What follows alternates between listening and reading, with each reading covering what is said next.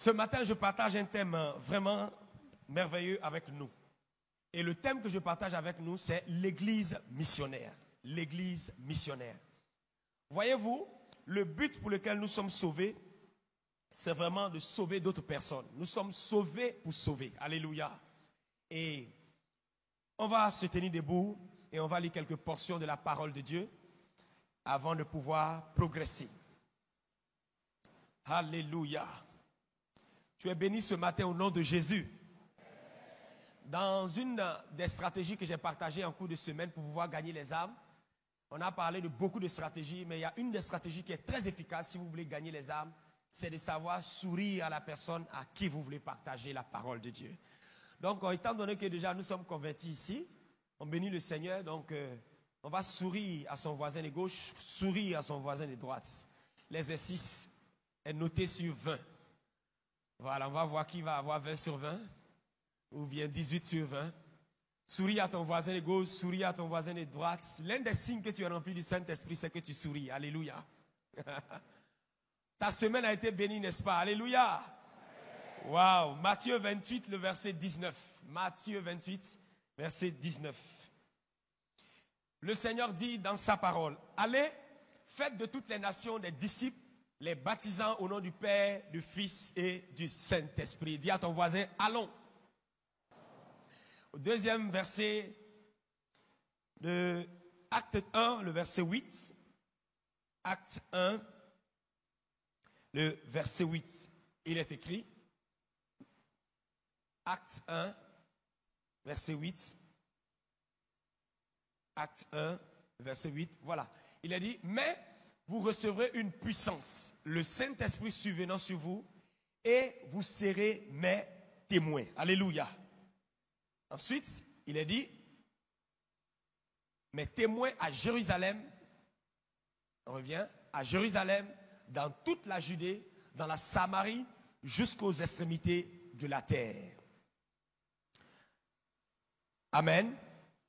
Allons-y dans Acte 2, verset 41 au verset 47. Il est écrit, ceux qui acceptaient la parole furent baptisés. Et en ce jour-là, le nombre des disciples s'augmenta d'environ 3000. Alléluia. Ils persévéraient dans l'enseignement des apôtres, dans la communion fraternelle, dans la fraction du pain et dans les prières. La crainte s'emparait de chacun et il se faisait beaucoup de prodiges et de miracles par les apôtres. Tous ceux qui croyaient étaient dans le même lieu et ils avaient tout en commun. Ils vendaient leurs propriétés et leurs biens et ils en partageaient le produit entre tous selon les besoins de chacun. Allons-y. Ils étaient chaque jour ensemble assidus au temple. Ils rompaient le pain dans les maisons et prenaient leur nourriture avec joie et simplicité de cœur, louant Dieu et trouvant grâce auprès de tout le peuple. Et le Seigneur ajoutait chaque jour à l'église ceux qui étaient sauvés. Un dernier verset, 1 Corinthiens 9, le verset 16. 1 Corinthiens 9, le verset 16. Il est écrit, si j'annonce l'évangile, ce n'est pas pour moi un sujet de gloire, car la nécessité m'en est imposée. Et malheur à moi si je n'annonce pas l'évangile. Amen. Veuillez vous asseoir, que Dieu vous bénisse.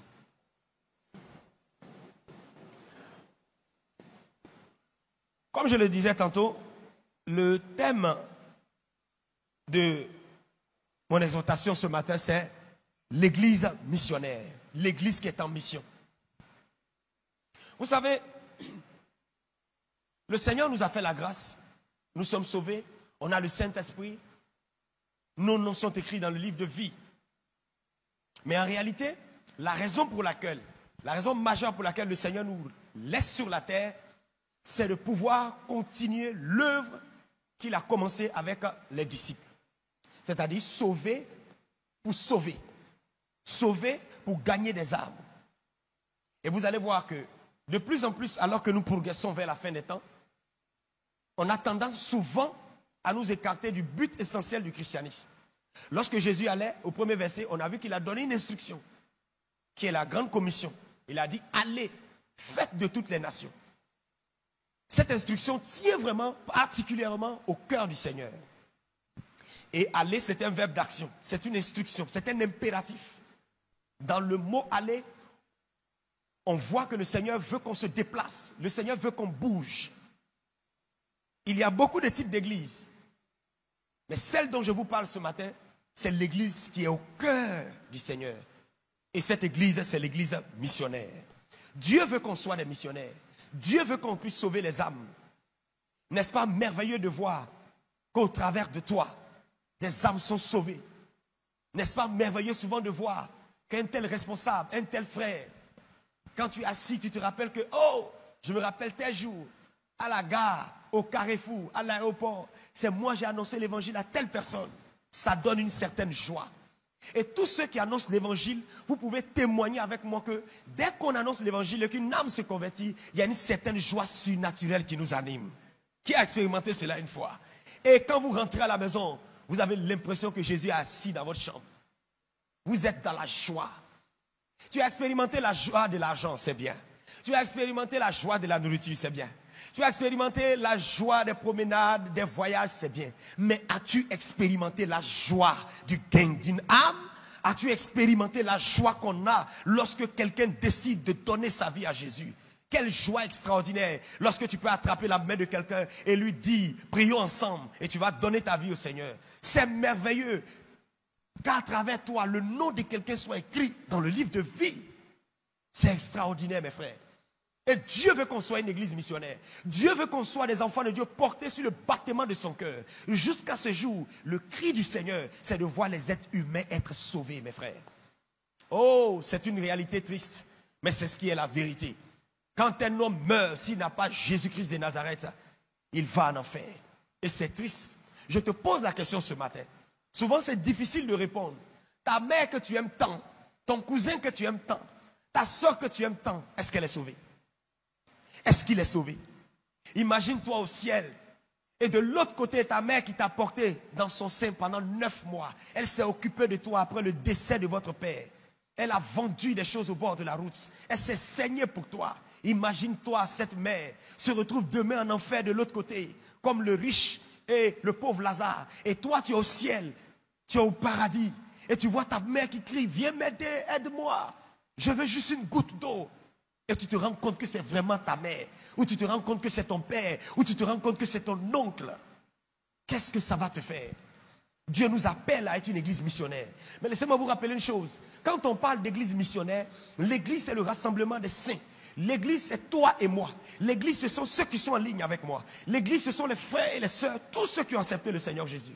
Mes frères, ne nous laissons pas distraire par quoi que ce soit. Le but ultime, l'objectif majeur que Dieu nous a donné en tant qu'enfants de Dieu, c'est de piller l'enfer et de remplir le royaume des cieux. C'est de faire en sorte que le maximum d'âmes soient sauvées pour l'éternité. Ceux qui sont en train de marquer le ciel actuellement, ce sont des personnes qui sont en train de gagner les âmes. Et je veux nous encourager à gagner le maximum d'âmes. Nous sommes dans le mois de juin.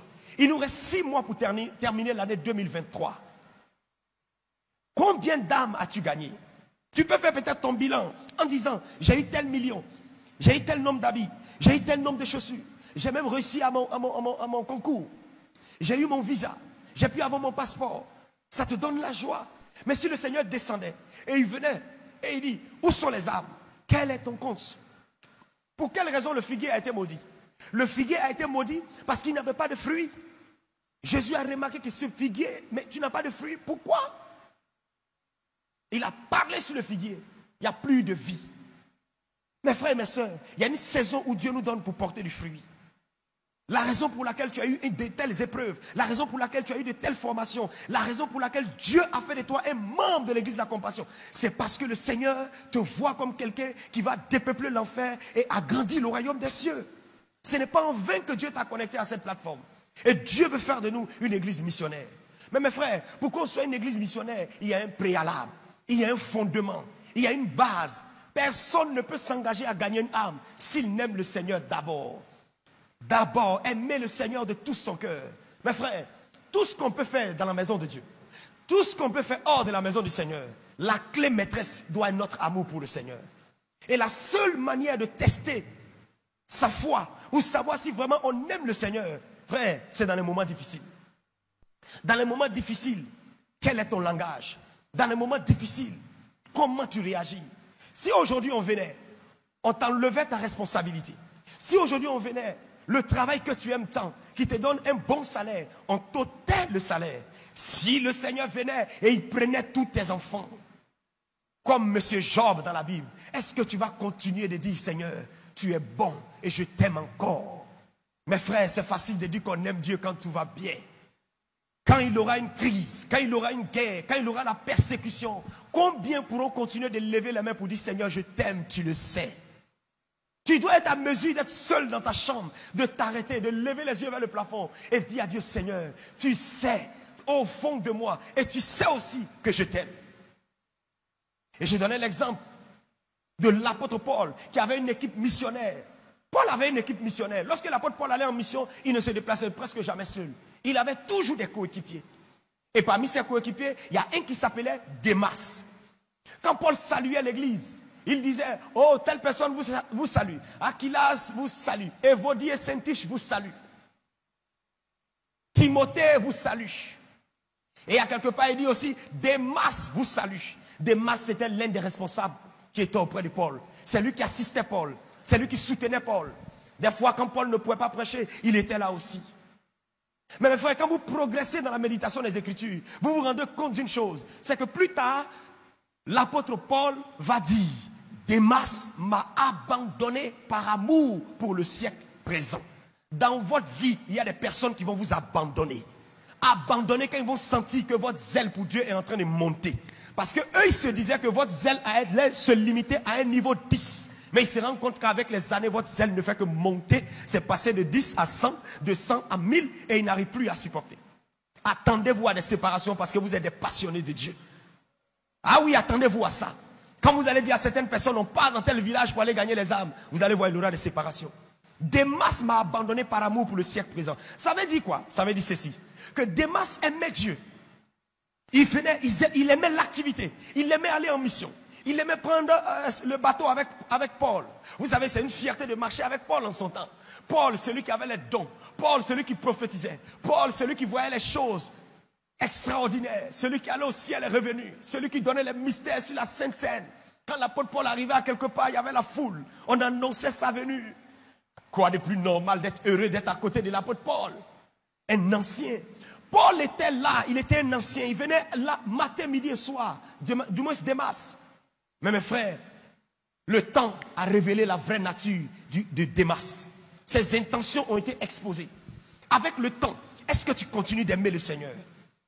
Avec le temps, est-ce que tu continues d'aimer le Seigneur ou tu viens juste par acte de présence ou venir juste chauffer les bancs? Sonde-toi ce matin. Tu ne peux pas être un gagnant d'âme si tu n'es pas passionné de Jésus-Christ de Nazareth. Et quand je dis d'être passionné de Jésus de Nazareth, je veux dire avoir un cœur qui n'a pas besoin d'instruments de musique pour commencer à adorer le Seigneur. avoir un cœur qui n'a pas besoin de chair pour pouvoir prêcher, pour pouvoir adorer le Seigneur. L'apôtre Paul était en prison, au milieu de la prison, alors qu'on le persécutait. Si c'était toi et moi, peut-être on allait dire, mais Seigneur, je suis ici pourquoi? Si vraiment je suis en train de te servir, si tu es vraiment avec moi, qu'est-ce que je fais ici? Je suis allé annoncer l'évangile et on vient, on m'arrête, Seigneur. Paul pouvait murmurer, mais la Bible dit qu'au milieu de la prison, Paul a commencé à chanter. Paul a commencé à adorer le Seigneur. Il a transformé la prison en un centre d'adoration. Il a transformé la prison en un endroit où la gloire de Dieu est descendue. Pourquoi? Parce qu'il aimait le Seigneur. Si on t'enlève tout ce que tu as comme privilège, est-ce que tu peux continuer à l'adorer? Mes frères, quand tout sera achevé, quand on sera auprès du Seigneur, il n'aura ni protocole, il n'aura pas de responsable de finances là-bas, il n'aura pas de responsable de sécurité, il n'aura pas de caméra pour filmer là-bas au ciel. La seule chose qu'on fera, on sera devant la majesté, on lui dira, on t'aime de tout notre cœur. Seigneur, tu es ma passion, Seigneur, tu es ma joie, Seigneur, tu es la raison de vivre. Alors dès maintenant, sondons nos motivations, mes frères. On peut venir tôt au culte parce qu'on a des responsabilités. Mais est-ce qu'on aime Jésus de Nazareth? Mes frères, on peut aimer Dieu jusque dans ses émotions. Oh oui, on peut aimer Dieu jusque dans ses émotions, jusque dans ses sentiments. La dernière fois où tu as pleuré dans la présence de Dieu et tu lui as dit, Seigneur, tu sais que je t'aime. C'était quand? C'était quand la dernière fois? Mais frère, quand vous aimez le Seigneur, vous n'êtes plus attaché au matériel. Essaie d'imaginer le scénario le plus pire de ta vie. Tu arrives à la maison soudainement, ta maison a pris feu. Ah! Tu arrives soudainement à la maison, on t'envoie un courrier, on dit non, c'est fini, tu es licencié. Vas-tu continuer de célébrer le Seigneur? Le soir, tu avais un programme d'évangélisation. Vas-tu aller tranquillement pour aller évangéliser? Ce matin, teste ton amour. Pense à tout ce qui te retient. Pense à cette fille que tu aimes tant. Pense à ton père que tu aimes tant. Si on vient, on te l'arrache. Homme d'affaires, pense à ton entreprise. Tu investis, tu voyages matin, midi et soir. Et soudainement, il y a un crash. Vas-tu continuer d'être ici à l'heure? Vas-tu continuer de lever les mains? On ne peut jamais être une église missionnaire si on n'a pas de passion pour le Seigneur. Vous allez constater que d'année en année, certaines personnes sont toujours enflammées pour le Seigneur. Mes frères, ce n'est pas du Nescafé qu'ils prennent. C'est parce qu'au fond d'eux, il y a eu un fondement. Et le fondement était quoi? L'amour pour le Seigneur. La passion pour le Seigneur. Alors, je vais dire à quelqu'un ce matin, revisite tes fondements. Révisite tes fondements. Cher homme de Dieu, cher jeune appelé au ministère, s'il te plaît, on ne commence pas le ministère avec une école biblique. Non, on commence le ministère avec une passion folle pour Jésus de Nazareth. Quand on aime le Seigneur, on va traverser les épreuves. Quand on aime le Seigneur, on va supporter les coups bas. Quand on aime le Seigneur, on va supporter la trahison. Voilà pourquoi, lorsqu'on tapait Paul, lorsqu'on chicotait Paul, la Bible déclare, on vient de frapper Paul, on vient de taper Paul, les blessures partout. Il se relève et il dit, quelle est la prochaine destination? Je m'en vais encore prêcher. Quand vous aimez le Seigneur, les sacrifices deviennent les escaliers sur lesquels vous montez pour aller à votre prochaine gloire. Reçois un cœur d'amour pour le Seigneur. Reçois un cœur passionné pour le Seigneur. À vous qui aimez le Seigneur, ne vous laissez pas intimider à ces personnes froides et calmes qui n'ont pas d'amour et de passion pour le Seigneur. Mes frères, si vraiment quelque chose est dans ton cœur à un certain niveau, au dehors ça va apparaître. La foi chrétienne où on dit non, la foi c'est dans le cœur, je ne suis pas d'accord avec. C'est de l'abondance du cœur que la bouche parle. Si vraiment tu aimes le Seigneur, ton voisinage va le savoir. Si tu aimes le Seigneur, le lycée va savoir, l'université va savoir. Si tu aimes le Seigneur, les véhicules vont savoir. Ta marque sera laissée. Refuse d'être dans la catégorie des chrétiens caméléons. C'est-à-dire, s'ils sont avec les verts, ils deviennent verts. S'ils sont avec les noirs, ils deviennent noirs. Non. Non, nous sommes à la fin des temps. Les païens n'ont pas honte d'afficher leur identité. Aujourd'hui, les pervers, les occultistes, les satanistes mettent des banderoles.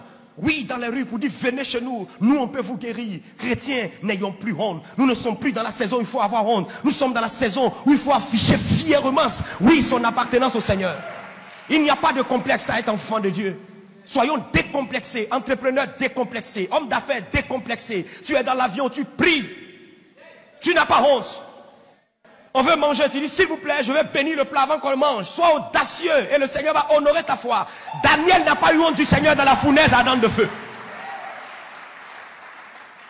Aujourd'hui, on a honte du Seigneur. L'une des raisons majeures pour laquelle on n'arrive pas à gagner les âmes, en réalité, c'est parce qu'on a honte. Dès qu'on porte un costume, on a honte. Dès qu'on est en entreprise, on a honte. Mes frères, aimons le Seigneur de tout notre cœur. À la fin, quand le Seigneur va te peser, est-ce qu'il va trouver son amour en toi? Des masses à chuter, des masses à rétrograder. Comment vous pouvez imaginer l'un des grands responsables à côté de l'apôtre Paul, il a rétrogradé parce qu'il y avait un fondement qui avait été raté. Qu'est-ce qui te retient à l'église? Qu'est-ce qui te retient à l'église? Qu'est-ce qui te retient encore à l'église? Est-ce le Seigneur Jésus ou bien c'est la belle fiancée? Qu'est-ce qui te retient à l'église? C'était même si on retenait à l'église parce qu'il y a des opportunités d'affaires. Ah oui! C'est facile de dire non, je chante pour la gloire de Dieu. Homme de Dieu, je chante pour la gloire, pour que le nom du Seigneur soit sauvé, pour que les âmes soient sauvées. Et quand on ne te donne pas l'opportunité pour chanter, tu gardes rancune. Ah! Tu aimes Dieu ou tu t'aimes toi-même?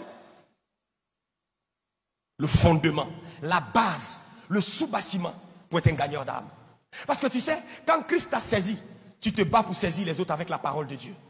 La dernière fois où toi tu t'es arrêté devant quelqu'un pour lui dire Jésus t'aime, il veut te sauver avec ton cœur, avec amour, avec passion, c'était quand? Il y a une fameuse phrase, je suis très occupé. Vraiment le Seigneur me comprend, je suis très occupé. En réalité dans la vie personne n'est occupé. Tu as toujours le temps pour ce qui est prioritaire pour toi. Si Dieu est prioritaire pour toi, tu vas dégager du temps pour le Seigneur. Sinon on a tous les mêmes 24 heures. Aimons le Seigneur de tout notre cœur, alléluia. Aimons le Seigneur de tout notre cœur.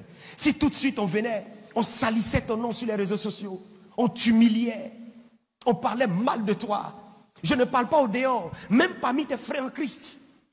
On te frustrait, on t'humiliait. On te discipline devant tout le monde. Est-ce que tu vas continuer d'aimer le Seigneur? C'est facile de dire j'aime le Seigneur de tout mon cœur. C'est facile de danser, etc.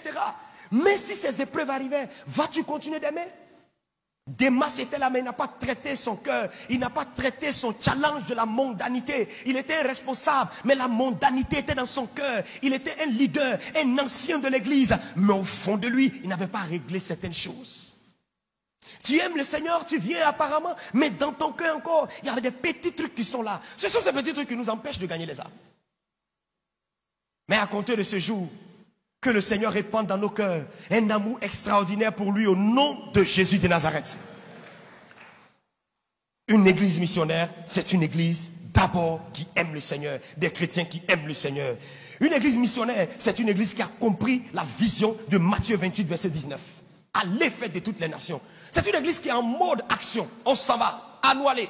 On s'en va, on s'en va. Chaque semaine on bouge, chaque semaine on s'en va. Il y a le mouvement. Beaucoup de ministères avec le temps sont passés de mouvement à monument. D'autres même sont devenus des musées. On va dire, ah ok, il était une fois. Waouh!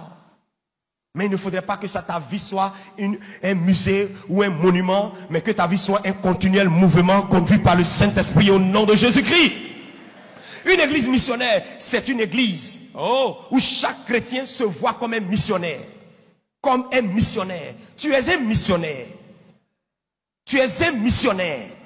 Tu es un missionnaire. J'ai dit tu es un missionnaire. Tu es une missionnaire. À compter de ce jour, vois-toi comme quelqu'un qui est en mission. Tu peux me dire que tu n'es pas pasteur. Tu peux me dire que tu n'es pas apôtre. Ah, pasteur. Vous savez, il y a des frères qui aiment ça. Hein? Pasteur. Ah non, moi, je suis pas pasteur. Hein? Moi, je suis un homme d'affaires. Bon, moi, ça, c'est pour les bishops. Ça, c'est pour les révérends. Ça, c'est pour les pasteurs. D'accord. Tu as raison. Validé. Mais mon frère, ma soeur, homme de Dieu, cher tonton, cher tanti, tu es missionnaire. La Bible déclare que nous sommes des ambassadeurs. Nous sommes des ambassadeurs à partir du moment où nous avons accepté Jésus-Christ de Nazareth. Et en tant qu'ambassadeur, il est de notre responsabilité de représenter dignement notre nation, le royaume des cieux au Congo, dignement notre nation, le royaume des cieux au Burundi, au Maroc, au Sénégal. Ambassadeur, cher ambassadeur, connais-tu ta feuille de route? Ta feuille de route, c'est de gagner les âmes, c'est de sauver ton voisinage. Alors, retiens que ce jour, tu es un ambassadeur, tu es un missionnaire. Et dans l'église, mes frères, chacun doit se considérer comme missionnaire. Nous devons nous considérer tous comme des missionnaires. C'est ton nouveau nom à partir d'aujourd'hui. Tu es un missionnaire. Sur tes 3 noms, ajoute le nom missionnaire. Le Seigneur te donne un nouveau nom. Alléluia. Missionnaire, missionnaire Jacqueline, missionnaire Xavier, missionnaire Roland. Est-ce qu'il y a des missionnaires ici? Missionnaire plus ton nom. Nous devons être des informaticiens missionnaires, des hommes d'affaires missionnaires, des élèves missionnaires, des étudiants missionnaires, des vendeurs missionnaires. Oh oui, des pilotes missionnaires, des chauffeurs de taxi missionnaires. Oh yes, chacun d'entre nous doit développer la culture de la mission. Une église missionnaire, c'est une église qui affecte le quartier où elle se trouve. Le quartier où tu es, la commune d'où tu viens. Est-ce qu'on sent ta présence? Est-ce qu'on sent ta présence? Est-ce que les voisins savent que tu es né de nouveau? Est-ce qu'ils savent que Jésus est en toi et avec toi? Une église missionnaire, c'est une église où les cellules qui se réunissent entre frères, entre sœurs, ne se réunissent pas seulement dans les salons pour chanter, pour danser, mais sortent dans les rues, autour de la maison. Vous commencez à dire au quartier, Jésus vous aime, Jésus veut vous sauver, donnez-vous à Jésus de Nazareth. Et quand les gens donnent leur vie à Jésus, on les prend de la rue et on les fait entrer au salon, on les amène à la conversion et dimanche, on les transporte à l'église. Une église missionnaire, c'est une église où chaque membre, chaque dimanche, se bat pour au moins venir avec une personne. Une personne. Tu es venu ce matin avec combien de personnes? As-tu invité combien de personnes? As-tu payé le transport de combien de personnes? Oh mes frères, quand on aime le Seigneur, chaque samedi et vendredi, on prépare les transports. Je vais avec celle-là, celui-là, celui-là, celui-là. Et tous les dimanches, on ne vient jamais seul. Développons cette culture. Plus on fait ça, l'onction de Dieu sera là. Vous savez, souvent on va gêner et prier pour certaines choses. On dit, Seigneur, on veut l'onction 21 jours, 30 jours, 40 jours. Mais mes frères, la plus belle manière d'augmenter son onction, c'est de gagner les âmes. La plus belle manière d'augmenter son onction, c'est de gagner les âmes. Gagnez juste les âmes. Vous allez voir. Vous allez être au cœur de Dieu. Dieu prendra soin de vous. Dieu aura les regards sur vous. Une église missionnaire, c'est où chacun se considère comme un membre engagé, comme un membre déterminé pour le salut des âmes. Une église missionnaire, oh, c'est une église aussi où chaque département dans l'église a un jour spécial dans la semaine pour aller annoncer l'évangile. Imaginez-vous qu'on a 50 départements à l'église ici. Et le dimanche prochain, pour ne pas dire la semaine prochaine, on donne le challenge à tous les départements de faire venir au moins 20 personnes. Mes amis, 20 personnes, c'est un minibus. On aura 50 minibus qui vont défiler ici à l'église. Et si on a 20 personnes, ça fait 1000 nouveaux chrétiens. 1000 âmes au Seigneur. Quelle belle offrande. Quelle belle offrande. Si pour une seule âme, il y a la joie au ciel, imaginez la fête qui va avoir lieu pour 1000 âmes. J'imagine les anges en train de danser.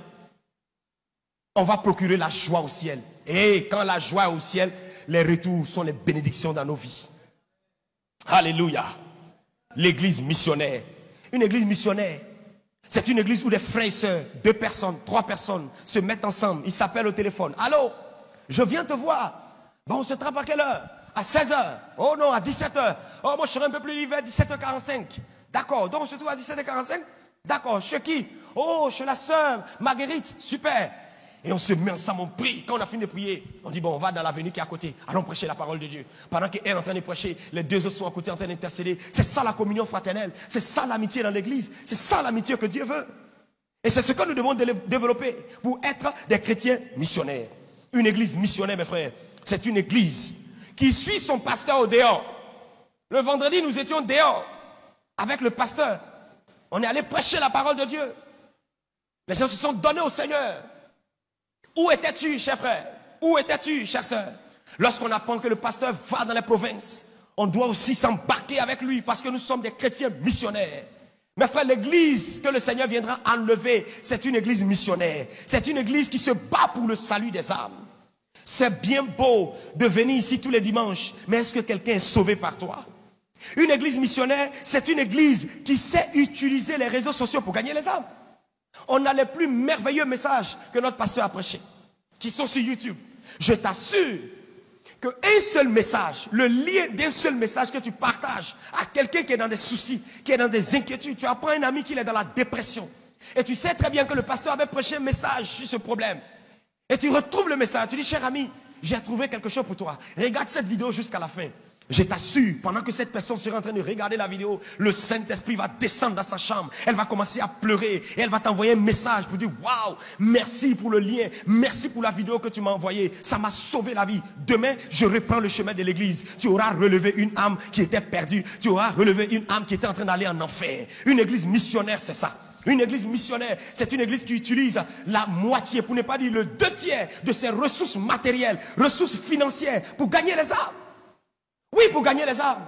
La raison pour laquelle Dieu nous bénit, la raison pour laquelle Dieu nous donne des milliards, c'est pour faire en sorte que son œuvre puisse aller de l'avant. C'est pour faire en sorte que son œuvre puisse aller de l'avant. Cher entrepreneur, combien de pourcents de ton argent sert à faire avancer l'œuvre de Dieu? Pose-toi la question, quelle est la raison pour laquelle tu veux que Dieu te donne de l'argent? Seigneur, rends-moi riche. Combien de personnes n'avons-nous pas fait cette prière? Père, si tu me rends riche, oh, je vais financer l'œuvre de Dieu. Père, je te promets que si seulement, si, essaie voir, tu ne crois pas Dieu, essaie seulement. Donne-moi ce marché. Si tu me donnes ce marché, je ne te donne pas la dîme, Seigneur. Je te donne la moitié. Waouh! Et tu t'attendais à 1 million. À ta grande surprise, Dieu multiplie ça par 5. Ça fait 5 millions. Et quand tu penses que la dîme de 5 millions, c'est... Ah! Quoi? C'est 100 000. Et puis en plus, j'avais dit la moitié. Hey! Ça fait quoi? 2 500 000? Qui m'a dit de dire ça? Et tu devais dire, Seigneur, la Bible dit, tu vas trouver un autre verset pour essayer d'influencer Dieu. Et tu vas dire, Père, il est écrit dans ta parole que tout ce qui n'est pas le produit d'une conviction est un péché. Je n'ai plus la conviction de te donner. Chez nous en Côte d'Ivoire, on dit tu es un marmailleur. C'est la marmaille. Reste sur ton engagement. Peut-être ton cœur te fait mal. Vas-y, vous dites, Seigneur, moi je m'attendais à 1 million. Hein? C'est pour ça que j'avais dit ça. Mais là, c'est beaucoup, Seigneur. Tu prends les 2 500 000 et tu dis, Seigneur, je dépose à tes pieds. Alors que tu déposes au pied du Seigneur, tu donnes d'eau. Ton téléphone sonne. On dit, monsieur, on a besoin de vous. Un autre marché vient d'arriver. Mais cette fois-ci, c'est 10 milliards. Waouh! Je suis en train de parler à quelqu'un, on dirait de façon, il y a quelqu'un ici qui est en train de recevoir ce message comme une révélation personnelle. Que Dieu suscite des multimilliardaires en dollars pour faire progresser l'évangile au nom de Jésus. Celui qui dit Amen, il le reçoit. Waouh! Une église missionnaire. Ah, c'est une église où les musiciens, vous savez, les musiciens sont souvent les plus nombreux dans presque toutes les églises. Hein? Où les musiciens sortent, ils vont dans les rues. Ils font sortir les meilleurs cantiques dans les rues, dans les villages. En semaine, on a découvert que on peut ouvrir 50 églises chaque 6 mois. Si nous avons 50 départements, de janvier jusqu'en juin, chaque département s'engage à gagner les âmes dans un village autour de Kinshasa. Et ils s'en vont dans ce village. Ils prêchent la parole de Dieu. Mon frère, aussi longtemps que tu es assis, tu ne verras pas la puissance qui est en toi, le feu qui est en toi, l'évangéliste extraordinaire qui est en toi. Tout à l'heure, je vais vous montrer une vidéo. Combien de fois Dieu est si merveilleux. Dieu peut t'utiliser. Est-ce que tu le sais? Est-ce que tu sais que tu es loin? Ah, quand les jeunes là sont partis à l'évangélisation, ils sont venus, pasteur, des nouveaux convertis. Ils rendaient des témoignages et je ne faisais que rire. Ils ont converti des sorciers, des chefs de village, des enfants de 18 ans, chefs de village. Des drogués sont venus comme ça, disent, j'arrête la drogue, c'est fini, moi je ne suis plus dedans. Et ils sont venus, ils sont étonnés. Dieu va t'étonner quand tu vas annoncer l'évangile. Il va t'étonner. Alléluia. Oh yes. Une église missionnaire. C'est une église où chacun discerne son fardeau. Vous savez, moi j'ai un fardeau spécifique et particulier pour la jeunesse. Partout où on parle de jeunesse, je suis toujours zélé. Et toi, il faudrait que tu discernes ton fardeau. Quand on dit un fardeau, c'est-à-dire un désir brûlant que Dieu met dans notre cœur pour une catégorie de personnes spéciales. Alléluia. Et on a différents types de fardeaux. Regardez, je vous montre sur l'écran les différents types de fardeaux que Dieu peut mettre dans nos cœurs pour pouvoir annoncer l'évangile. Voici ces fardeaux. Voyez-vous, il y a le fardeau pour les alcooliques, le fardeau pour le salut des musulmans. Des fois, tu es assis ici, quand tu vois des musulmans, tu as envie de leur prêcher la parole. Alléluia. Quand tu vois ces alcooliques dandiner dans les rues de Kinshasa, tu dis, mais Seigneur, regarde encore. Les athées, ces personnes qui ne croient pas en l'existence de Dieu. Les animistes, les adorateurs de féticheurs. Le fardeau pour les peuples non atteints. Vous savez, les peuples non atteints, il y en a plus de 6000 peuples non atteints sur la terre. Ce sont des peuples qui n'ont pas accès à la parole de Dieu, qui n'ont jamais entendu parler du Seigneur. Ils sont dans la brousse, au fin fond des nations. C'est vrai que tu es à Kinshasa, mais beaucoup de fois quand tu regardes les petits villages, dans les provinces, dans les différentes nations du monde entier, ton cœur est touché et tu dis, oh Seigneur, j'ai envie d'aller aussi. Discerne le fardeau que Dieu t'a donné. Alléluia. Quoi d'autre encore nous avons comme fardeau? Le fardeau pour les drogués. Cher ancien drogué, j'ai un message de la part du Seigneur pour toi. Ancien drogué, ancienne prostituée, la raison pour laquelle Dieu t'a fait sortir de la drogue, c'est pour que toi étant été transformé, tu retournes vers tes anciens camarades de l'Ancien Testament et que tu leur dises maintenant, chers amis, j'étais des vôtres, je suis allé au Nouveau Testament, sortons de l'Ancienne Alliance, allons au Nouveau Testament, donnez votre vie à Jésus. Pourquoi je le dis? Parce que toi, l'ancienne prostituée, tu connais les codes pour entrer dans les ghettos pour voir les prostituées. Tu connais les codes pour entrer dans les ghettos pour voir les drogués. Le pasteur peut-être qu'il n'a jamais fait ça, il ne connaît pas, moi je n'ai jamais fait ça. Mais si quelqu'un a été un grand gangster, un grand voleur maîtrise où les voleurs s'assoient. Vous êtes avec moi? Je le dis souvent, les meilleurs responsables des jeunes, c'est ceux qui ont été vraiment mondains. Parce que si tu as vécu tout le temps à l'église, quand quelqu'un viendra te dire, oh tu sais, dans ces temps, si je convoite trop les filles, tu vas juste lui dire, baisse la tête, lève les deux mains, reçois. C'est bon, va. Tu ne le comprendras pas. Regarde ton ancienne vie, d'où viens-tu? Cher ancien escroc, d'où viens-tu? Dieu t'appelle, retourne vers tes collègues anciens escrocs. Amen. Chère palabreuse de haut niveau. Tu te battais matin, midi et soir. On t'a surnommé même. D'autres ont été surnommés les Mike Tyson du quartier. Qu'est-ce que tu fais? Élève, étudiant. Que fais-tu pour tes voisins? Quel est ton fardeau? Madame, quel est ton fardeau? Mon frère, quel est ton fardeau? J'ai un fardeau pour les handicapés, mais tu les dépasses chaque jour. Envoie-les à l'église. Pendant la convention, j'ai demandé quels sont ceux qui ont les fardeaux pour les handicapés. De nombreuses mains se sont levées. J'étais vraiment choqué, étonné. Mais ne les dépassez pas, envoyez-les. Imaginez-vous un culte, comme je le disais, il y a 50 handicapés. Et le pasteur remarque qu'il y a 50 handicapés qui sont assis à quelque part. Et le Saint-Esprit dit, tu ne peux pas laisser ces handicapés partir. Et le pasteur s'approche, dit, tous les handicapés que vous avez envoyés là aujourd'hui. Mes frères, le miraculeux, le surnaturel sera manifeste. Et tu seras étonné de voir que ton fardeau a solutionné le problème de quelqu'un. Que Dieu nous aide au nom de Jésus-Christ.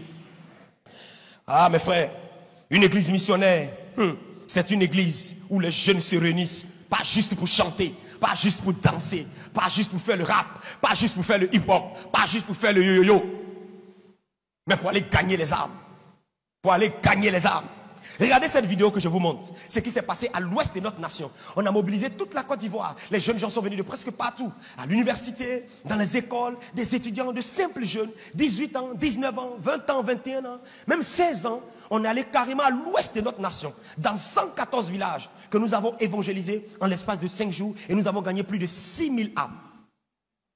Je vous montre la vidéo et vous allez voir. Pendant que tu regardes la vidéo, laisse Du 10 au 19 avril s'est tenue la première édition de la grande campagne d'évangélisation Invasion pour le salut de la jeunesse à l'ouest de la Côte d'Ivoire, initiée par le révérend Doumbia sous instruction du Saint-Esprit. Décembre 2022, alors que je me retire en jeûne et en prière pour le retrait des 40 jours. Alors que j'étais en prière, le Seigneur m'a parlé à travers le Congo. Ce programme a eu lieu parce que le Saint-Esprit a utilisé la voix d'un pasteur au Congo ici, un père, pour me parler, alors que son pasteur devait aller en brousse parmi les pygmées, je crois, pour aller annoncer l'évangile. Et les pygmées ont dit, si tu veux nous annoncer ton évangile, il faut que tu manges la nourriture qu'on est en train de manger. Il a dit, quoi, manger les vers de terre?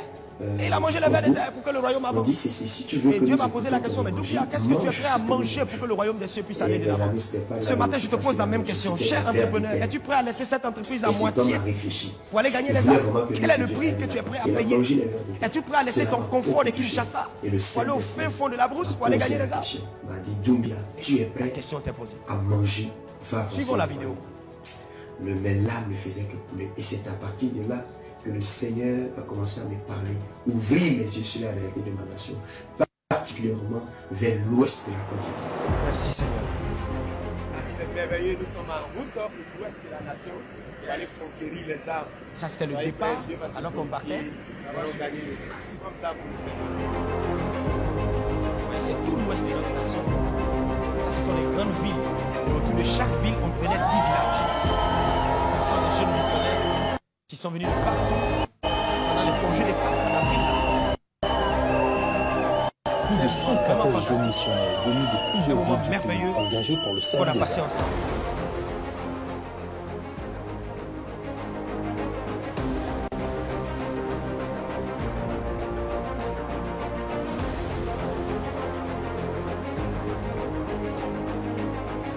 Merci Seigneur. Bien. Si on a un souci avec la technique, je vais progresser peut-être que vers la fin, on aura l'opportunité de mieux visionner cette vidéo. Alléluia.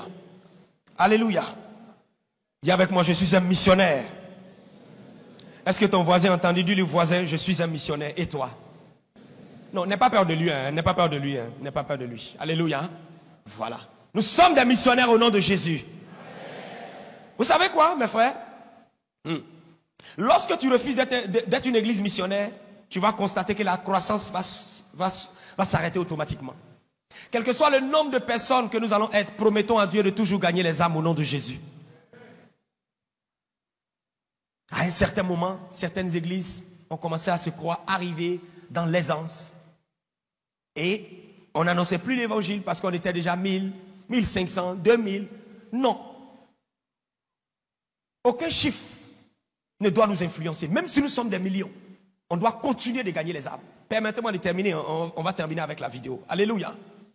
Lorsqu'on refuse d'annoncer l'évangile et de gagner les âmes, vous allez voir qu'on va commencer à se battre pour les positions et les titres dans l'église. Non, mais c'est moi, je vais être le responsable. Vous savez, quand vous gagnez les âmes, vous n'avez pas le temps pour les commérages. Quand vous gagnez les âmes, la nuit, vous êtes en prière. Vous êtes en intercession. La journée, vous êtes sur le terrain. Vous n'avez pas le temps pour les débats inutiles sur Facebook. Vous n'avez pas le temps pour les directs inutiles. Non, vous n'avez pas le temps. Quand vous regardez notre papa, est-ce qu'il a le temps? Il est toujours parti. Toujours parti. Toujours parti. Mes frères, aussitôt qu'il est arrivé du Canada, vendredi, on était en train de prêcher la parole de Dieu. Et il a mis le feu là-bas. Alléluia. Reçois cette grâce de ne pas t'arrêter. Reçois cette grâce d'aller 100 à l'heure pour le salut des âmes. Lorsqu'on refuse d'être une église missionnaire, la mondanité et l'apostasie commencent à entrer dans l'église. On commence à se combattre. Et c'est là que vous allez voir que les gens vont commencer à changer l'église en un endroit de développement personnel. Parce qu'il n'y a plus la vision du Seigneur. L'Esprit du Seigneur viendra sur vous et vous serez mes témoins. La conséquence directe du fait que le Saint-Esprit soit venu en toi et sur toi, c'est d'être un témoin immédiat. Ce n'est pas de s'asseoir dans l'église et commencer à enseigner des choses qui ne peuvent même pas nous faire avancer dans la foi chrétienne. Mes frères, d'autres religions sont en train de conquérir le Congo. Est-ce que vous le savez? D'autres religions sont en train de conquérir l'Afrique tout entière. D'autres religions sont en train de conquérir notre jeunesse. Et je l'ai dit en semaine, les jeunes gens de l'église, vous ne pouvez pas vous asseoir.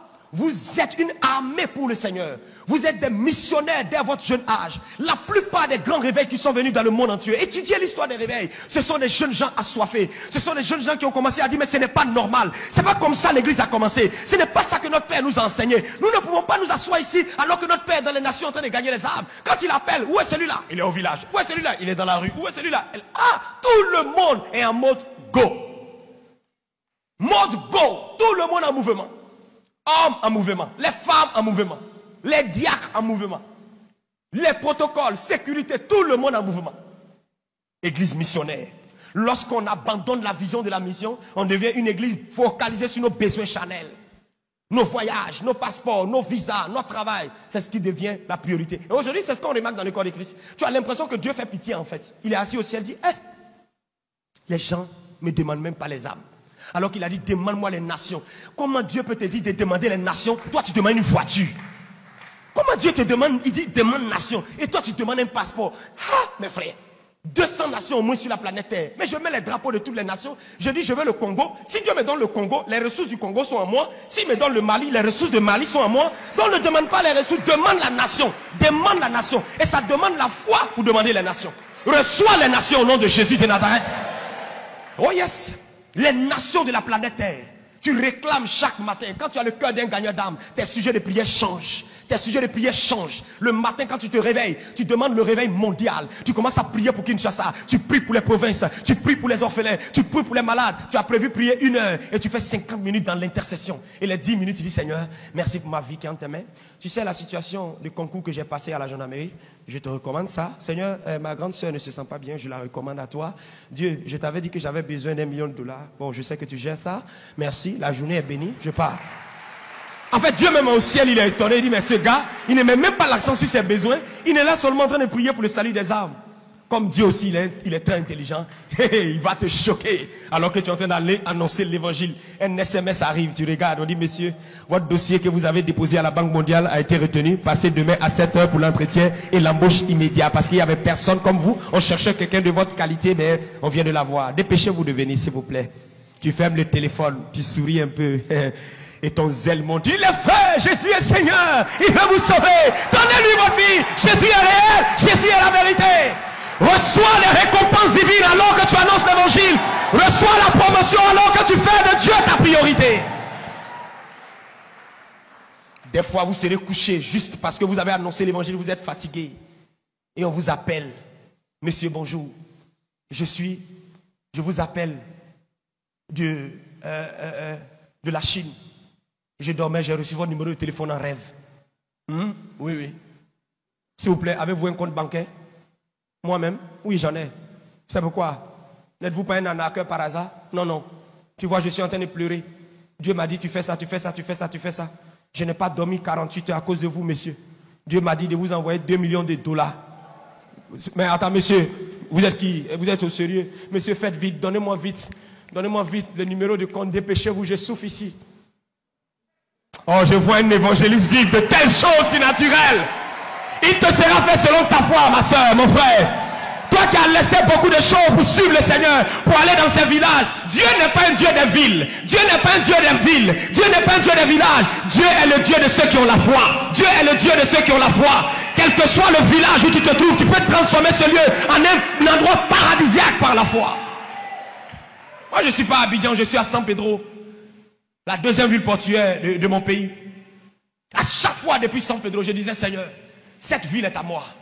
Hey, j'ai demandé à Dieu les universités, j'ai demandé les routes, on a jeûné, prié, on allait dans les carrefours, on disait, Seigneur, donne-nous l'université, agrandis notre aéroport. On priait pour les choses parce qu'on se voyait propriétaire de la ville. Et j'ai commencé à dire à Dieu, Seigneur, un jour, ce lieu sera un endroit où tous les grands hommes de Dieu vont venir.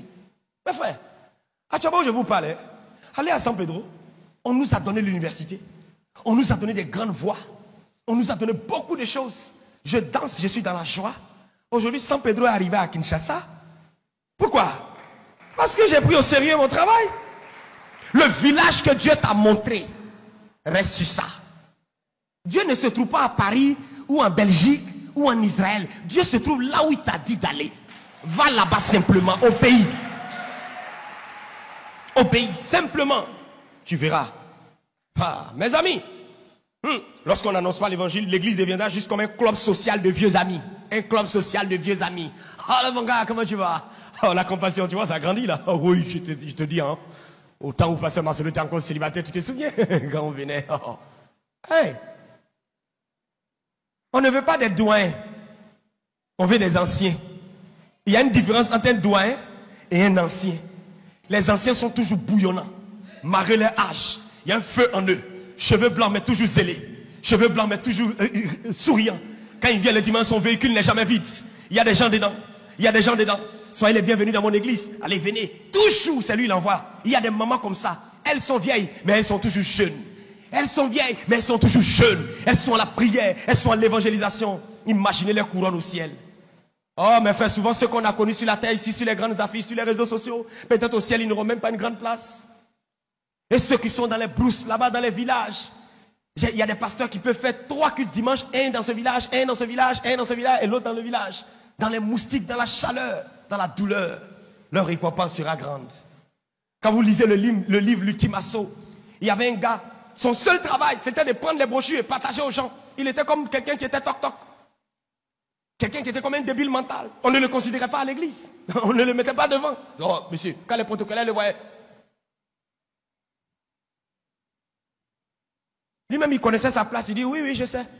Je vais m'asseoir là. Mais ce gars, quand il sortait, tiens.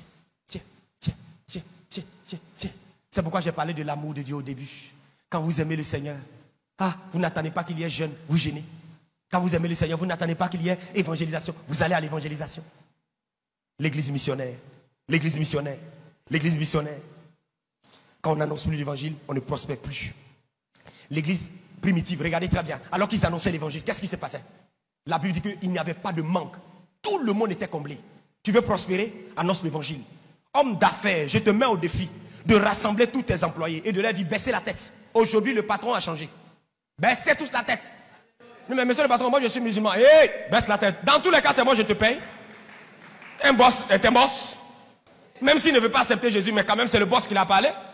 Si tu t'as mis ton salaire en jeu, mon gars, baisse la tête, baisse la tête. Mes frères, le royaume des cieux est forcé. Ce sont les violents qui s'en emparent. Ah oui, ce sont les violents qui s'en emparent. Pour n'avoir pas forcé certaines choses, on a laissé des âmes se perdre. Regardez certains de nos enfants, on les a laissés, on dit, oh, au temps convenable. Mais frère, il y a des temps convenables qui sont déclenchés par ta foi. Il y a des temps convenables qui sont déclenchés par ta foi. Ah oui, il faut que je te le dise. Parce que si tu ne comprends pas, tu vas te rendre compte que les âmes là sont parties. Pourtant, tu avais la responsabilité de les gagner. Papa, maman, c'est ce qui a fait que tu as laissé ton enfant plonger dans la drogue. Tu l'as laissé aller avec les amis. Tu n'as pas été dur. Moi, je viens de la religion islamique. Mes frères, à l'âge de 10 ans, 8 ans, 9 ans, à 5 h du matin, on était réveillés. Dans notre maison, il y avait une mosquée. Pas dans le quartier, dans notre maison. Je prêchais en arabe. Sur les 30 jours de jeûne, je pouvais faire 28 jours de jeûne. Je cherchais Dieu. C'est pourquoi je vous parle de l'amour de Dieu. Je sais de quoi je parle, mes frères. Je cherchais Dieu. Je voulais savoir quel est le Dieu qui est vrai entre celui des musulmans et celui des chrétiens. Mais mes frères, il y a une question qui a fait que j'ai donné ma vie au Seigneur. Ah oui, voici la question. Mon frère, si tu meurs aujourd'hui, est-ce que tu seras sauvé? À quiconque musulman vous allez poser cette question, il ne peut jamais vous donner la réponse avec conviction. Il le dira toujours, Inch'Allah. Ça veut dire si Dieu le veut. Mais alors que j'ai donné ma vie au Seigneur, la Bible déclare, j'ai l'assurance de mon salut. Même si je meurs aujourd'hui, directement je m'en vais au ciel. Voici la différence. Nous, on a la conviction. Est-ce que tu as la conviction de ton salut? J'ai l'assurance de mon salut. Ni la mort, ni la maladie, ni les épreuves, ni les critiques. Rien ne pourra me séparer de l'amour de Dieu manifesté manifester en Jésus-Christ. Tu dois avoir cette conviction en toi. Je suis désolé de te le dire, mais on n'a pas le même Dieu. Jésus est le seul chemin, la seule vérité et la seule vie éternelle. Il ne faut pas te tromper. Ça peut te sembler être radical, mais c'est la vérité qui va sauver ton âme. Il n'y a que Jésus seul qui peut donner la vie éternelle. Oui, je te le dis sans peur, sans crainte. Confesse-le matin, midi et soir. Il reviendra bientôt. Yeah. Cher travailleur, est-ce que tu sais que ton métier est un canal pour gagner les âmes? Tu le sais très bien. Regarde les images que je te montre maintenant. Regarde ça. Tu vas comprendre qu'en tant que travailleur, il est de notre responsabilité de gagner les âmes dans tous les corps de métier. On en a parlé en semaine. Regardez ici. Oh oui. Allons-y. Ah, monsieur le professeur, tu vois, tu n'es pas un professeur. Tu es un missionnaire enseignant. En réalité, Dieu voulait... Attends. Dieu sachant qu'il n'a pas assez de pasteurs, les gens ne comprennent pas. Hein? Hey. Ah, nous sommes dans le corps de Christ, chacun a sa position. Regardez votre corps. Actuellement où je suis en train de parler, ma bouche est à l'honneur. C'est ma bouche qui est à l'honneur. Quand je vais aller m'asseoir tout à l'heure, ma bouche ne sera plus à l'honneur. Il y a des parties de mon corps qui seront à l'honneur. Tu sais, quand tu vas finir de manger, non? Ton ventre est plein, puis tu vas aller au petit coin. Il y a un endroit de ton corps qui est à l'honneur. Souris simplement. La bouche ne parle pas là-bas, hein? Il s'éteint. Un autre à l'honneur. Chacun a sa place dans le corps. Monsieur le professeur, quand Dieu voulait sauver les élèves, tu sais ce qu'il a fait? Il a décidé d'entrer en toi, de te donner la craie, de te donner un stylo et un tableau. Et à travers toi, qu'est-ce qu'il fait? Il sauve. C'est pourquoi mettre dans sa tête que le ministère, c'est seulement s'arrêter à cette chair, c'est une rêve grave. Et l'église de la fin des temps ne peut pas considérer seulement que c'est la chair qu'il faut seulement utiliser pour gagner les âmes. Monsieur le pilote de l'avion, tu sais que tu as les pilotes sont les gens les plus dangereux. Tout ce qu'ils disent dans l'avion, on fait toujours. Et ces gars-là. Tu es assis, tu n'as pas envie de mettre ta ceinture. Monsieur, mettez votre ceinture. Tu dis, ok, c'est fait. Parce qu'en haut là-bas, là, on ne discute pas. On ne discute pas, tu t'amuses. Hey, faut pas... Si on te dit, monsieur, est-ce que vous savez que ce que vous faites là, ça peut embrouiller l'avion, on va tomber. Tu vas dire, j'attache. Envoyez-moi d'autres cordes encore, je vais attacher. Mais Dieu t'a donné cette autorité, c'est pourquoi? C'est pour gagner les âmes. Quoi d'autre encore? Allons-y, monsieur le chauffeur de taxi. Combien de personnes montent dans vos taxis? La seule chose qui est... J'ai pas la monnaie, j'ai pas la monnaie. Dépêche-toi vite. Oui, venez, tu gars. Est-ce qu'ils sont sauvés? Tes clients, est-ce qu'ils sont sauvés? Monsieur le chauffeur chrétien qui sert ton visage. Pourquoi? Mais pourquoi même? Pourquoi? À partir d'aujourd'hui, dessert ton visage. Quand tu conduis, souris. Quand tu conduis, souris. Peut-être il y a un client, il est venu dans ton taxi. Tu ne sais pas qu'il s'en va se suicider. Il s'en va commettre l'impudicité. Il a pris rendez-vous avec sa copine. Et dans le taxi, tu dis, voisin, faut donner ta vie à Jésus. Hein? Et si tu veux vivre longtemps, sache qu'il y a un péché qu'on appelle l'impudicité. Les gens qui couchent avec les filles à gauche, à droite, ils tombent malades et tu peux mourir. Oh, je vois le Seigneur sauver les âmes à travers vous. Come on. Alors. Eh mes frères, le médecin. Voilà des gens encore très dangereux. Ceux-là. Tu n'as pas envie de prendre le comprimé. Il te dit, monsieur, vous avez 3 jours pour vivre. Si vous ne prenez pas ce comprimé, vous êtes mort. Tu vas dire, docteur, il n'y a pas d'autres comprimés encore. Tu ne peux pas ajouter d'autres. Je vais tout prendre, je te promets. Souvent même, c'est de l'eau, il te donne, juste pour travailler sur ta psychologie. Monsieur, on a cherché des médicaments partout à Kinshasa, partout dans le Congo. On a même appelé en Belgique. Il est resté 2. Il y avait un pour le roi du Maroc et ça pour toi. Ça, tu dois boire ça. Et la cigarette, tu dois l'arrêter immédiatement. Sinon, dans 4 jours, tu es mort. Je dis, docteur, sérieux? Oui. Non seulement la cigarette, non seulement j'arrête, docteur, mais même l'alcool, j'arrête tout, docteur, promis. Alors que c'est de l'eau, on lui a donné dans un sachet. Hein. On a travaillé sur sa psychologie. Le docteur va te prendre, quel que soit ton niveau de pasteur, grand bishop, il va te dire, couche-toi. Tu dis, couche. Ouvrez la bouche, monsieur. Vous ouvrez. Ouvrez bien les yeux, monsieur le pasteur. Ouvrez. Tu viens, tu dis, non, moi je suis révérend. On dit, ok, couchez-vous quand même. Couchez. Tu vas pas être là, là-bas, sauter les mains. Monsieur, couchez-vous. Soulevez les pieds. Soulevez. Monsieur le médecin, à tous ceux qui sont dans le corps médical, savez-vous que vous êtes missionnaires dans des blouses blanches? Le saviez-vous? Oh yes. Le ciel est ouvert. Les élèves et étudiants. Où sont les élèves et étudiants de l'Unikina? Comment? Vous êtes des potentiels missionnaires. Si c'est le mot pasteur qui te gêne, il n'y a pas de problème. Missionnaire au moins. Alors, que non, moi je suis dans le DHL. Vous savez ce qu'on appelle le DHL? Connaissez-vous le DHL? Non, c'est pas ce que tu sais. Le DHL, c'est le département des hommes libres. Ils font rien à l'église. Il y a des gens ici qui sont DHL, mais ils n'ont pas de responsable. Ils sont eux-mêmes les responsables. Et quand ils viennent, ils sont là. Oh, compassion. Tu sais pas, c'est Marcelo, moi je l'aime, hein? Ah, tu l'aimes? Oh, je le suis, je suis en train de. On m'a dit qu'il a limité, donc je suis. C'est fantastique. Ça fait 10 dimanches que je suis là-bas, hein? Mais il ne faut pas voir, hein? C'est cool, hein? Ah, c'est cool, hein? Tu sais que la chaise, si tu es assis là, quelqu'un a nettoyé, non? Tu sais qu'on t'a donné la place, hein? Quelqu'un est venu travailler, non? Et si un jour tu te mettais dans un département, à tous ceux qui ne sont pas dans le département, aujourd'hui c'est votre dernier jour de département des hommes libres. Sortez de ce département. Nous fermons ce département. On le fait disparaître au nom de Jésus de Nazareth. Quoi d'autre encore, mes frères? Voilà, monsieur l'avocat, le juge, on t'envoie des dossiers. Tu prends les cas, tu t'en vas en retraite spirituelle.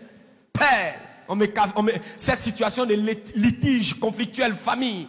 Qu'est-ce que je dois faire? Et pendant que tu pries sur le dossier, le Saint-Esprit dit, prends tel article, prends tel article, prends tel article, demande ça. Quand tu vas dire ça, voilà ce que l'autre avocat va dire, l'autre juge va dire. Voilà. Le Saint-Esprit donne la tactique. Attends, étant donné maintenant qu'il t'a donné la tactique, tu appelles tes clients, tu dis, les gars, venez, votre situation est un peu compliquée. C'est vrai que je suis chrétien, j'ai prié pour ça, mais voilà ce que Dieu dit. On va prier. On va prier. Oui, c'est moi l'avocat, il vous dit ça. Mettez-vous à genoux, levez les deux mains. Père Céleste, répétez après moi. Fais-nous justice. Dans ce cas, je vois les avocats missionnaires, des avocats, des juristes missionnaires reçoivent l'onction pour annoncer l'évangile au nom de Jésus. Tout le monde peut être gagnant d'âme. Tes excuses, c'est terminé. La nounou, la servante, toi qui t'occupes des enfants des gens. Hey! Mais si c'était moi chaque matin, j'impose les mains au bébé là. Rakatoba katalababa. Boriakatoba sheketebo. Dis avec moi, Jésus, Jésus, dis, je t'aime, je t'aime.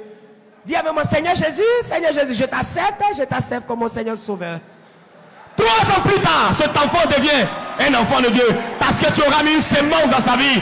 À tous les boys, à tous les jardiniers, à tous ceux qui ont accès à l'intimité, les plombiers, les menuisiers, vous qui entrez dans les champs pour fixer les choses, alors que vous entrez parler en langue, prophétiser, déclarer, vous êtes des sacrificateurs dans la nouvelle alliance. Oh, je ne reçois pas d'amen. Donne-moi l'amen. Oh, il y en a encore, hein? Alors, Vito, le menuisier. Ah, tu vois, tes clients. Qui encore? Le coiffeur. Qui encore? La coiffeuse. Le maçon. Les coiffeurs, même, vous êtes dangereux. Parce que pour vous, là, c'est-à-dire un coiffeur spirituel chrétien. Imagine-toi, le coiffeur du chef de l'État, si c'est un chrétien. Toujours ta main sur le chef de l'État. Ta main sur sa tête. Reçois. Chakalabababa. Monsieur le Président, comme ça, s'il vous plaît, comme ça. Et le président dit, ok, comme ça. Monsieur le Président, merci. Tu mets un peu d'huile d'onction. Tu dis, Monsieur le Président, permettez-moi s'il vous plaît, je viens. Un peu d'huile d'onction. Les coiffeurs, levez les mains, recevez l'onction. Maintenant, au nom de Jésus. Oh, yes. Alors, rapidement, le maçon, tes collègues de chantier, qui d'autre encore? L'agent de communication, tes collaborateurs au travail. Tu as vu toi qui dis que tu ne peux pas annoncer l'évangile, c'est fini, hein? Je viens de tuer toutes tes excuses. Terminé. Amen. Ok, avançons. Voilà, le sportif, monsieur le coach. Oui, allons-y. Voilà, monsieur Franck. Regardez monsieur Franck. Monsieur Franck, c'est un frère en Christ comme toi. Alléluia. Et monsieur Franck a un cercle d'influence. Il y a sa mère, son père, ses frères, ses soeurs, tantes, oncles, cousins, cousines, neveux, nièces, le jardinier, la nounou, son boss, son employeur, ses collègues, le voisinage et les amis. Mes frères, il n'y a personne ici dans cette salle qui n'a pas un tel cercle d'influence. C'est-à-dire ceux avec qui tu marches matin, midi, soir. Tu as au moins quelqu'un qui est dans ce lot. Si ta mère ne vit pas, tu as une connaissance. Donne-toi pour objectif, ça là, ça fait 12 branches. Donne-toi pour objectif les 12 semaines qui viennent à partir du mois de juillet. Ça fait juillet, août, septembre, 3 mois pleins, 4 x 3, 4 semaines par mois. Tu te focalises sur tes oncles, tu te focalises sur ta nièce, tu te focalises sur ton neveu. Jusqu'à la fin de l'année, tu auras influencé tout ton cercle rapproché et tu auras envoyé des âmes à Jésus de Nazareth. Pourquoi tu n'es pas venu avec ton collègue de service aujourd'hui à l'église? Tu as une voiture, tu es seul dedans. À partir d'aujourd'hui, ceux qui ont des voitures, chaque fois que vous venez seul dans votre voiture, est-ce que vous savez qu'il y a les esprits qui sont assis dedans? Ils t'observent. Alléluia. Mais frère, je vais vous montrer quelque chose de spécial. Pasteur, je vais terminer par ça. Regardez, quand les chrétiens se sont assis, ils ne voulaient pas gagner les âmes. Donnez-moi le PowerPoint. Vous allez voir, voilà, regardez très bien. Il y a eu ce qu'on appelle le premier djihad. Une autre fois, si Dieu me permet, je viendrai sur ce thème qui demande près de 4 heures pour être enseigné. Comment est-ce qu'aujourd'hui, cette religion est en train de conquérir les nations pendant que l'église se battait? Non, ça n'est pas vrai. Ça là est vrai. Dieu a dit ça. Dieu n'a pas dit ça. La rétrogradation, la mondanité. L'islam a commencé ici, en Arabie, où il y a les étoiles. Vous voyez avec moi. Voici comment ils étaient. Chrétiens, on parle, on joue, on parle, on joue, on parle. On ne va pas en mission. C'est bien beau, on est nombreux aujourd'hui. Mais il y a encore dehors. Ils ont continué de bavarder. Qu'est-ce qui s'est passé? Continue. Après, regardez très bien. Ah, le deuxième djihad qui a eu lieu en 1453. Il y a eu la prise de la grande ville qu'on appelle Constantinople. Amen. Et regardez ce qui s'est passé. Qu'est-ce que vous constatez? Vous constatez quoi? Une expansion, une multiplication. De l'Arabie Saoudite, toute la péninsule du Nord a été prise. Alors qu'on dort, hey, mes frères, les gens travaillent. Au premier jour, je vous ai montré comment est-ce que les loges occultes, francs-maçons ont pris tout, ils construisent des temples, c'est-à-dire les bâtiments. Eh frère, quand tu vois ça, qu'est-ce que ça te fait? Ce n'est pas juste un coup d'histoire, mes frères, je suis désolé. Je le fais pour éveiller ta conscience. Je le fais pour te dire que les choses sont sérieuses. Continuons. Vous allez voir quelque chose. Et elle continue. Vous voyez ça? C'est venu jusque toute l'Afrique. Toute l'Afrique. Et l'église est là. Rien ne va prévaloir contre l'église du Seigneur. Mais toi, tu fais quoi pour que le royaume avance? Et souvent, ce qui fait mal, c'est que ceux qui se battent sur le terrain pour gagner les âmes, vous êtes les premiers à les lancer des pierres. À vous qui lancez les pierres à ceux qui gagnent les âmes. Un jour, Dieu va déposer sur vous un gros caillou. Si tu ne peux pas aller en mission, au moins accompagne ceux qui vont en mission. Au moins intercède pour ceux qui vont en mission. Prends tes ressources financières, mets à disposition de ceux qui vont en mission. Mes frères, dans ce monde-là, ce qui est en train de se passer, j'ai vu des jeunes gens, pasteurs, dans notre nation. Aujourd'hui, pour islamiser, ils ne se mettent plus en boubou. Et qu'est-ce qu'ils font? Ils prennent vos Bibles, ils enlèvent les versets pour vous convertir à l'islam. Et devant tout le monde, il faut en direct. Tu confesses que Mahomet est Seigneur. Jeunes chrétiens, vous dites que vous aimez le Seigneur? Si vous aimez le Seigneur, je vous défie, prenez vos rues, prenez vos villages. Si vous dites que vous êtes zélés, mais où est votre zèle? Ce n'est pas seulement danser, chanter. Allons parler de Jésus. À tous les intellectuels scientifiques, qui vous a dit qu'on ne peut pas utiliser la science pour gagner les âmes? Vous avez la connaissance intellectuelle. Utilisez ça pour faire des démonstrations. Pour convaincre les gens qui aiment la science. Il y a des personnes qui ne se convertissent pas par Alléluia. Ils se convertissent par une démonstration de puissance et explication intellectuelle. Tu donnes les explications intellectuelles, tu rentres dans la science, tu vas dans l'histoire, tu tombes dans la Bible, tu reçois encore dans la réalité. À la fin, ils disent, monsieur, vous m'avez convaincu. Ok, je vais donner ma vie à Jésus maintenant, voilà. Mais je ne peux pas me mettre à genoux, hein, voilà, parce que je suis bien habillé. Tu dis, monsieur, il n'y a même pas de problème. Donne seulement ta vie à Jésus. Point final. Tu as quelque chose qui peut faire avancer le royaume. Tu as quelque chose. Tu as quelque chose. Ne dis pas que je n'ai rien. Et regardez, pour terminer, regarde ce qui va se passer. Vous voyez, ils ont progressé. Et voilà. En 1918, voici les traces des colonisateurs. Ça dit presque tout le nord là-bas, la Tunisie, etc. C'était la France qui avait colonisé ça. Et quand on va sur l'autre côté, c'était l'Angleterre. Regardez bien, ça c'était 1918. Avançons. Quand on progresse à 60 ans plus tard, regarde ce qui va se passer. 60 ans plus tard, qu'est-ce qui va se passer?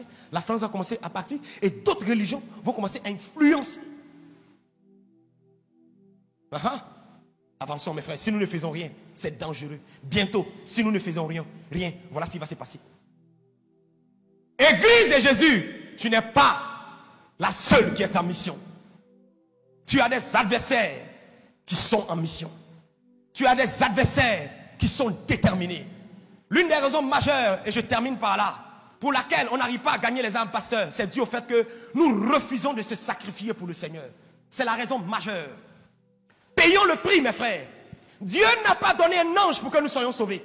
Dieu n'a pas donné un archange pour que nous soyons sauvés. Il pouvait dire Michel va mourir pour les êtres humains. Mais il a dit non. L'être humain a trop de valeur à mes yeux. Moi-même Dieu, je prendrai la place. J'irai me livrer en tant qu'être humain pour le salut de l'humanité. Est-ce que le sang de Jésus a coulé en vain? Est-ce que c'est en vain que tu as été sauvé? Est-ce que c'est en vain que parmi les drogués, toi seul tu as été sauvé? Regarde tes amis qui sont morts. Comment se fait-il que le Covid a chicoté beaucoup de personnes à Kinshasa, mais tu n'es pas mort? La raison pour laquelle que tu en vis, c'est parce que Dieu veut compter sur sur toi pour que l'œuvre de Dieu aille de l'avant. Alors ce matin, je veux demander à tous ceux qui veulent avoir ce cœur de missionnaire de se tenir debout sur leurs pieds pour dire Seigneur, je me tiens debout parce que je veux le cœur de missionnaire. Si tu veux avoir le cœur de missionnaire, madame la coiffeuse, monsieur le juriste, monsieur le taximan, l'enseignant, les élèves, les étudiants, lèvons-nous mes frères et fermons nos cieux et commençons à réfléchir un temps soit peu. Commence à réfléchir. Commence à réfléchir, tu vas te rendre compte que tu n'as plus d'excuses. Tu n'as plus d'excuses. Tu n'as plus d'excuses. Homme de Dieu qui a été appelé au ministère, est-ce que tu n'as pas laissé le travail sacerdotal t'empêcher d'être un témoin? Beaucoup de fois je dis à ma secrétaire et ceux qui sont autour de moi, ne passez pas votre temps seulement à recevoir les instructions. Demandez-moi aussi la permission pour aller chaîner et prier. À un moment donné, on oublie notre premier fardeau quand on était étudiant. Toi qui as promis à Dieu que s'il te donne un boulot, tu vas continuer. À toi qui es arrivé en France, en Belgique, quel est ton zèle actuellement? Quel est ton amour pour Dieu actuellement? Aimer Dieu dans la bouche n'a pas de valeur. Aimer Dieu dans la bouche n'a pas de sens. Jeunes gens appelés au ministère, au lieu de vouloir faire des directs, qui d'ailleurs ne toucheront personne si ce n'est que les mêmes chrétiens. Et si tu allais dans les provinces, oui, du Congo, et si tu allais dans ce village que Dieu t'a montré, tu as longtemps négligé le salut des âmes. Tu as longtemps pris le temps inutilement.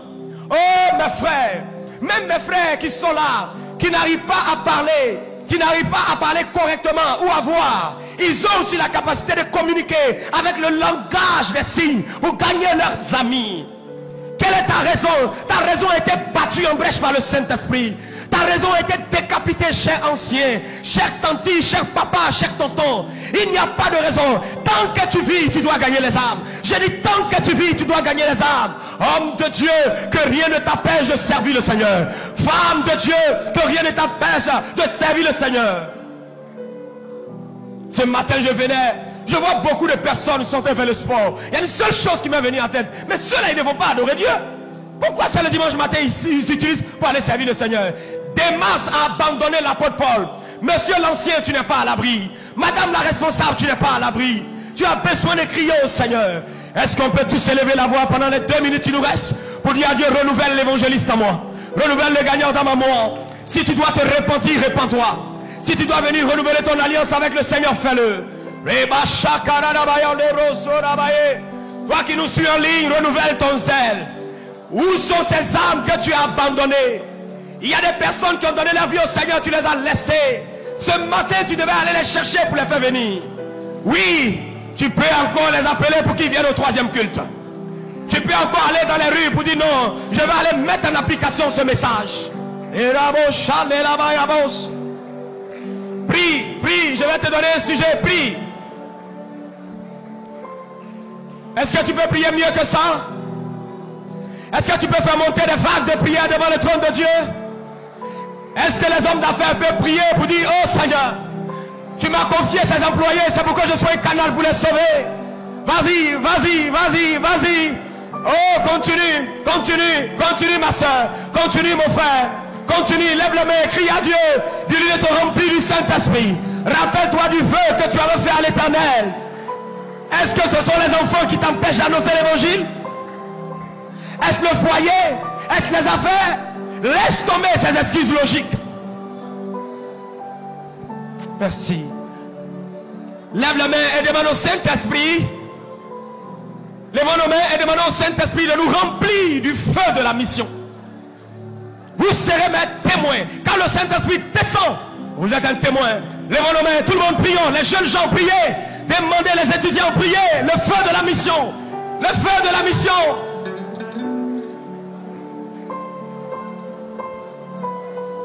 Prie, prie, prie, prie. Oui, prie. Rejette la lourdeur. Prends autorité contre les esprits de lourdeur. Les esprits de négligence, chasse-les ce matin. Le repas au lendemain. La peur, la honte. Compare ce matin. Libère-toi d'eux. Prie. Commence à prendre des résolutions.